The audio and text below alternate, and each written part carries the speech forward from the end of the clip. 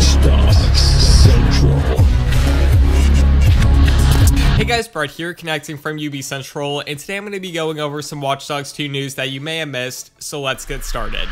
Okay, actually I missed this first topic in my last video, and you all let me know about it, so thank you so much for that. Anyways, GameSpot has confirmed that the map for Watch Dogs 2 will be double the size of the first one, and it will also be built at a 1:1 scale, which is pretty insane. For those of you who don't know, AC Unity was also built at a 1:1 scale, and the map was not only massive, but the buildings felt very large as well. Moving on though, GameSpot also released a very good article talking about how the story will be separated from its predecessor. Now, I'm not going to read over every single detail because we would be here for another 10 minutes, but if you'd like to read it for yourselves, I'll have a link in the description down below. So, in the interview with the lead writer of the game, GameSpot asked the question, what kind of story is Watch Dogs 2 trying to tell that Watch Dogs couldn't? The lead writer responded back, Watch Dogs 1 was dealing much more with mass surveillance. We've evolved that process to where the story we're trying to tell is about how all that information is being used. It's not enough to just collect that data. It's about how it's being applied and how it's being applied against people. Whether we're talking about prediction of who you are, what your medical history is, what kind of education you have versus what kind of money you're going to make in the future, whether you're going to be a troublemaker or not.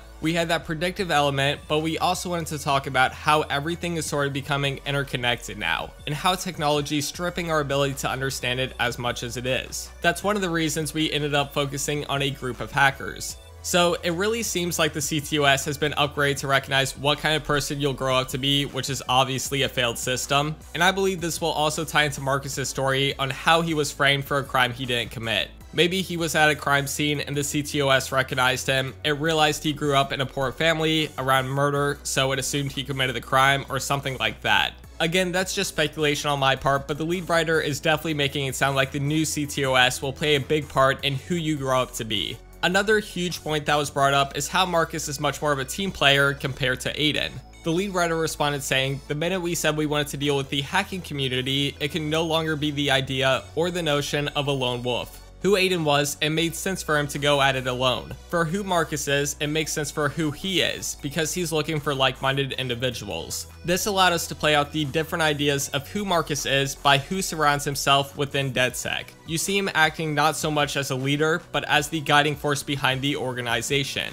You see how people rally behind him. We wanted to make somebody that was not only capable of fitting within a group, but also somebody where people would say, I'm following him to the end of the earth. Now, is it just me or any of you getting an Assassin's Creed Brotherhood kind of vibe from the statement? I mean, don't get me wrong, I wouldn't mind that at all, but it does sound kind of similar to Brotherhood. Anyways, that was just some of the most interesting parts about this article to me. Again, I'll leave a link in the description down below if you'd like to read the whole thing for yourselves. Last but not least, I wanted to go over the game's pre-order bonus. I know I'm like 2 days late. I'm sorry, don't hurt me. But yeah, if you decide to pre-order the game, you will get a mission titled the Zodiac Killer, and the description reads this. A serial killer is staging the bodies of his victims all over Oakland, just like the infamous Zodiac Killer of the 1960s. And he's taunting the police and news outlets with coded messages. Will you succeed in decrypting the messages and hunting down the copycat? Complete your mission and get an additional outfit.